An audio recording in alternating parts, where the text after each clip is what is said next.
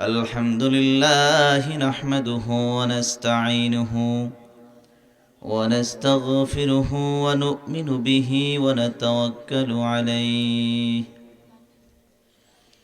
ونعوذ بالله من شرور أنفسنا ومن سيئات أعمالنا من يهد الله فلا مضل له ومن يضلله فلا هادي له ونشهد أن لا إله إلا الله وحده لا شريك له ونشهد أن سيدنا وسندنا وحبيبنا وسيلتنا ومولانا محمدا عبده ورسوله الذي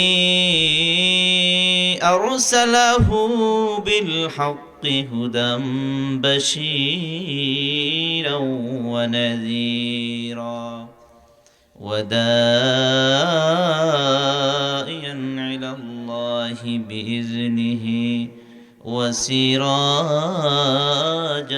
وقمرا منيرا فقد قال الله تعالى في كلامه المجيد وفيه فرقانه الحميد أعوذ بالله من الشيطان الرجيم بسم الله الرحمن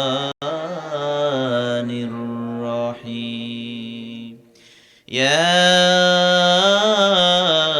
أيها الذين آمنوا توبوا إلى الله توبة نصوح إلى آخر الآية إن الله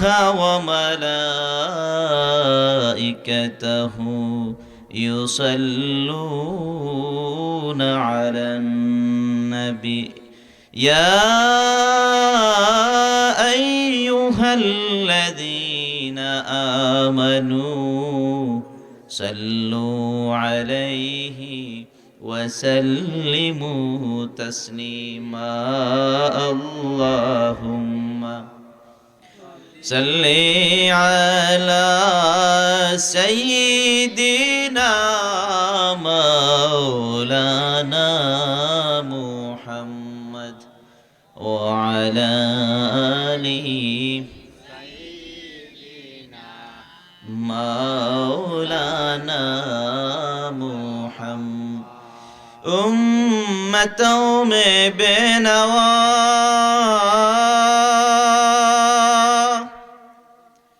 مجھ سا اور کوئی نہیں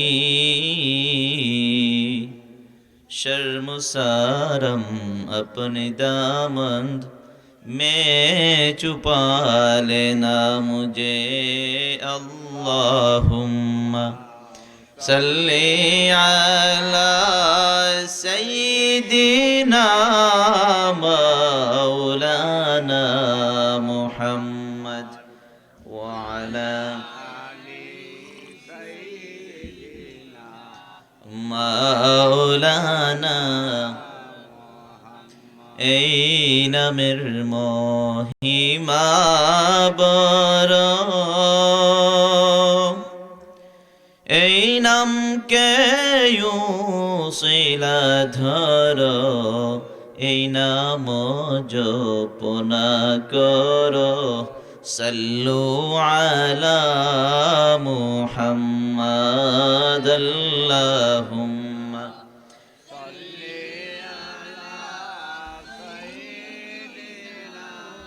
مولانا محمد وعلى آله سيدنا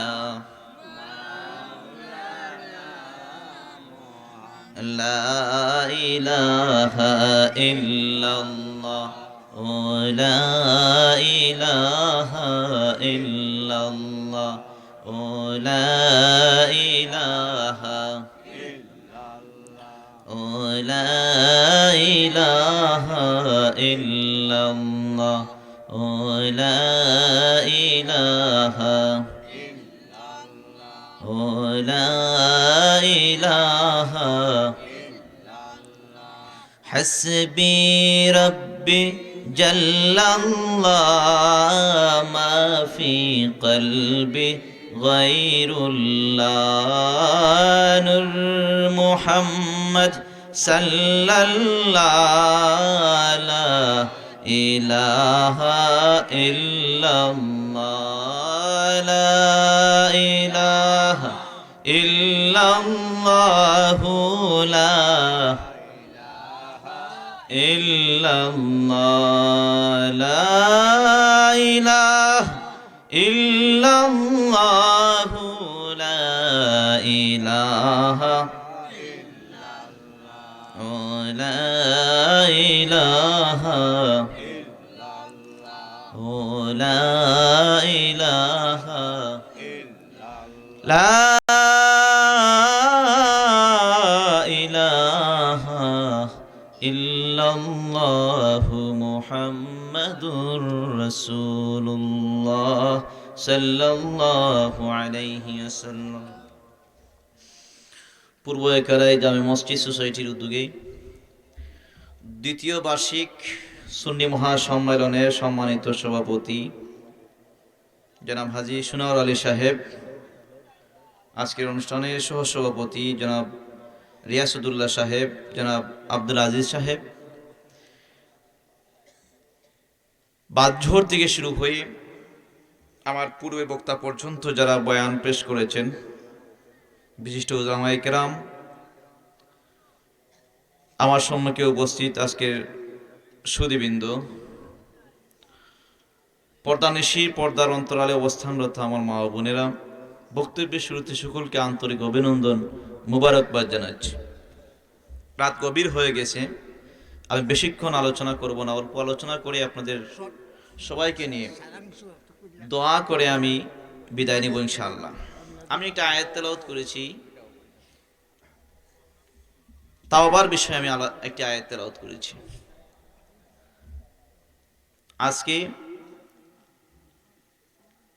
বাদজোহর থেকে ধারাবাহিক কোরআন হাদিসের আলোকে আপনারা বয়ান শুনে আসছেন। আর আল্লাহ রাব্বুল আলামিন বলেন, ইয়া আইয়ুহাল্লাযীনা আমানু, হে ইমানদারগণ, তুবু ইলাল্লাহি তাওবাতান নাসুহা, তোমরা আমার নিকট তওবা করো। কেমন তওবা? তাওবাতুন নাসুহা, খাঁটি তওবা। হাদিস শরীফের মধ্যে এসেছে, আদম সন্তান একের পর এক পাপ করবে, আর পাপীদের মধ্যে ওই ব্যক্তি সর্বোত্তম যে পাপ করে আল্লাহর নিকট তওবা করে। বলুন সুবহানাল্লাহ। যে পাপ করে আবার আল্লাহর নিকট তওবা করে। আল্লাহ রাব্বুল আলামিন তওবাকারীকে পছন্দ করেন। আল্লাহ এবং বান্দার মধ্যে সম্পর্ক হচ্ছে, বান্দা পাপ করবে, গুনাহ করবে। মানুষ গুনাহের ঊর্ধ্বে আছে নাকি? গুনাহের ঊর্ধ্বে আছে না, সব মানুষ গুনার মধ্যে নিমজ্জিত, ঠিক কিনা? কেউ কম, কেউ বেশি। যদি কেউ বলেন না আমি নিষ্পাপ, না, এটা হবে না। নিষ্পাপ একমাত্র নবী ও রাসূলগণ। কারা?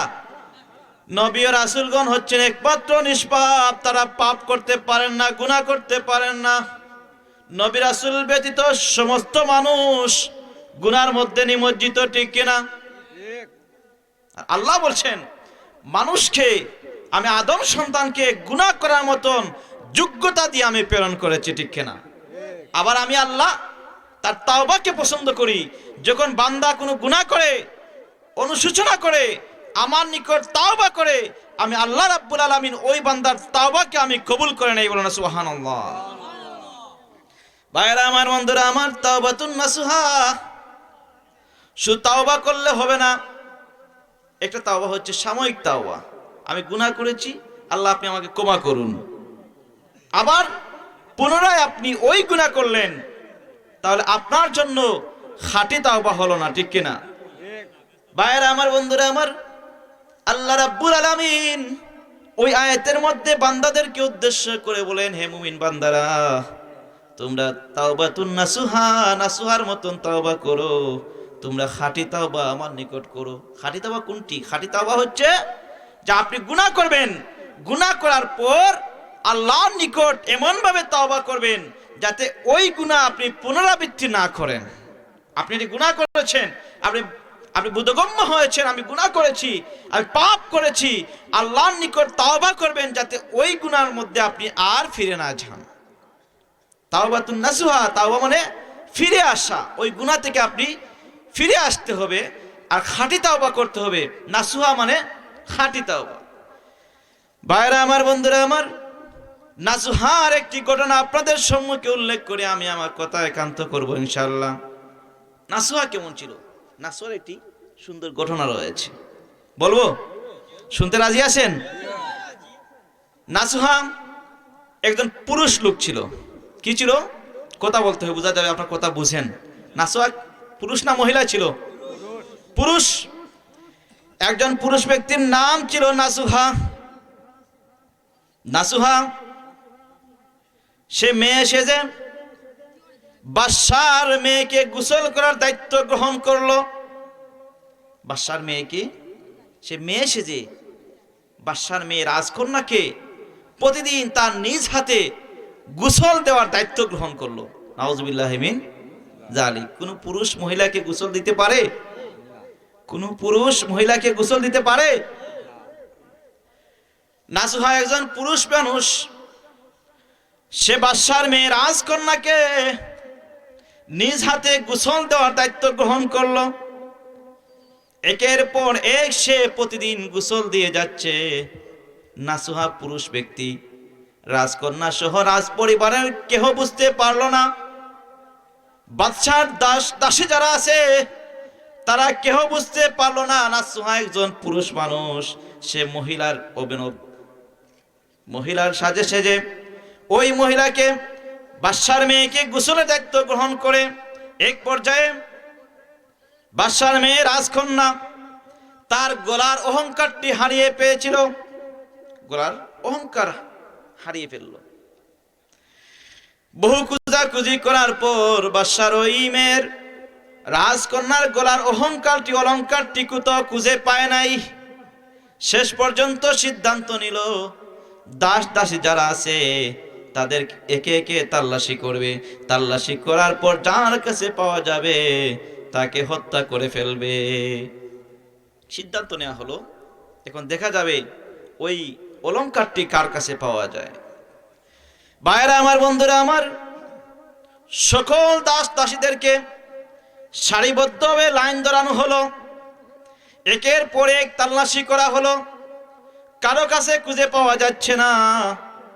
নাসুহা যে জায়গায় দাঁড়ানো ছিল তার পূর্বের ব্যক্তিকে যখন তালাশ করা হচ্ছে, নাসুহা চিন্তায় পড়ে গেল, না জানি আমার কি হয়। এখন যদি আমাকে তালাশ করা হয়, আমাকে যখন চেক করা হবে, তখন তো আমি যে একজন পুরুষ ব্যক্তি তা ধরা পড়বে। আর যখন বাদশা জানবে আমি একজন পুরুষ, আর মহিলাকে, তার রাজকন্যাকে আমি গোসলের দায়িত্ব গ্রহণ করেছি, আমার ওই অপরাধের কারণে আমাকে হত্যা করা হবে। রব্বুল আলামিন সে আল্লাহর কাছে ফরিয়াদ করতে শুরু করলো, হে আল্লাহ, আমি যা ভুল করেছি, অপরাধ করেছি, বাদশার কন্যাকে গোসলের দায়িত্ব গ্রহণ করেছি, আমি শপথ করছি ইয়া রাসূলুল্লাহ, আপনাকে সাক্ষী রেখে আমি আল্লাহর কাছে ফরিয়াদ করছি, আল্লাহ আমি ওই গুনার জীবনে করব না। আজকের মতন আপনি আমাকে ক্ষমা করে দিন। আপনি যদি আমাকে ক্ষমা করে দিন, আমাকে প্রাণ ভিক্ষা দিন, তাহলে আমি আজকের দিন থেকে ওই গুনাহ থেকে আমি ফিরে আসব, আর কখনো ওই গুনার দিকে আমি প্রত্যাবর্তন করব না। আল্লাহ হচ্ছেন দয়ালু আরহাম। আল্লাহ কি দয়ালু? আমার আল্লাহ রাব্বুল আলামিন নাসুহা যখন তওবা করলো, নাসুহার তওবা আল্লাহ রাব্বুল আলামিন গ্রহণ করে সাথে সাথে একটি পাখিকে পাঠালেন। ওই পাখি তার টুটে করে অলংকারটুকু নিয়ে এসে বাদশার মেয়ের সামনে ফেলে দিল, যার কারণে নাসুহাকে আর তাল্লাশি করা হলো না। নাসুহা পুরুষ না মহিলা কোনো মানুষ আর জানতে পারলো না। ওই দিন নাসুহা ওই বাদশার কাছ থেকে সে যখন রক্ষা পেল, সাথে সাথে জঙ্গলের মধ্যে সে আশ্রয় গ্রহণ করে আল্লাহর ইবাদত বন্দেগী এমন ভাবে শুরু করলো।